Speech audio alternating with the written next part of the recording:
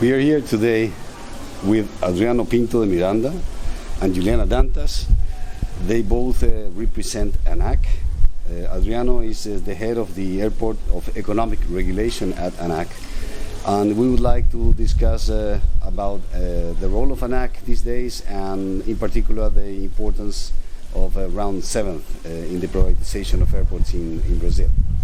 We know that Brazil has been a model and a very successful initiative in terms of privatizing airports, so it is very important to get this input from these authorities.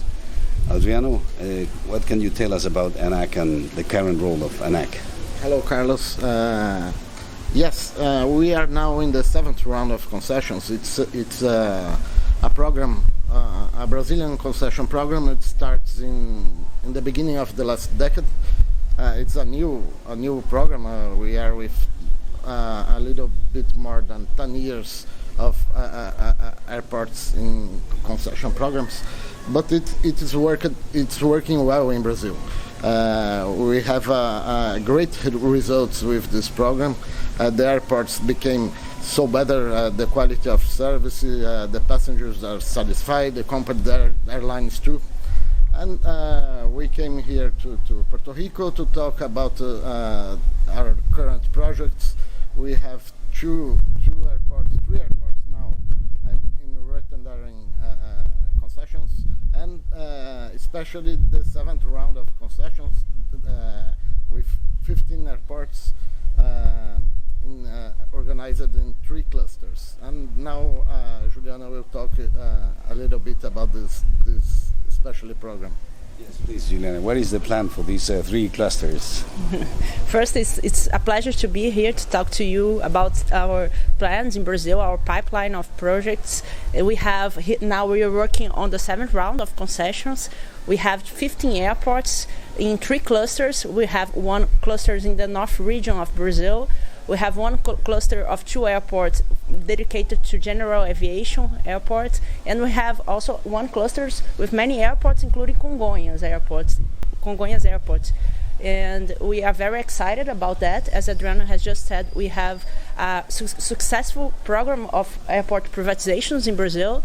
And besides the 7th round, we have also 2 retendering concessions, the São Gonçalo do Amarante Airport and the Viracopos Airport.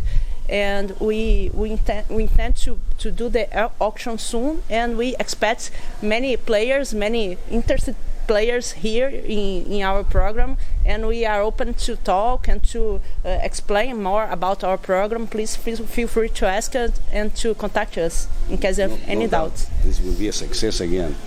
You have always kept your schedules. That's amazing. I mean, no postponements of tenders. That is really impressive. What is the current schedule? What are the dates for this 7th round? Yeah, the process now is we have in Brazil to observe one specific process. It's and there is one court of account that must get the okay to the process. The process now is in this court of account. After that, but it is in the end of the analysis of this court. I expect that in the next days we can go on with the process. Then we are expecting to the auction section maybe in August or September, something like that. We don't have yet the precisely date, but something about August or September. That's the best estimate right now. The bid session, the bid auction. Excellent. And what is the official estimate of investments? Do you have that number for the 3 clusters? We estimate more than $1 billion in investments in the 7th round.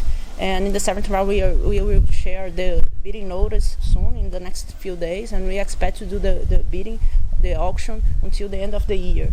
And we expect more than $1 billion in investments in those airports, those 15 airports. Do you have an idea on how that splits into the 3 groups? Yeah, in the concession agreement, we have the obligations, the investment obligations. We have the investments triggered by demand triggers. So we require a level of service and a quality of service.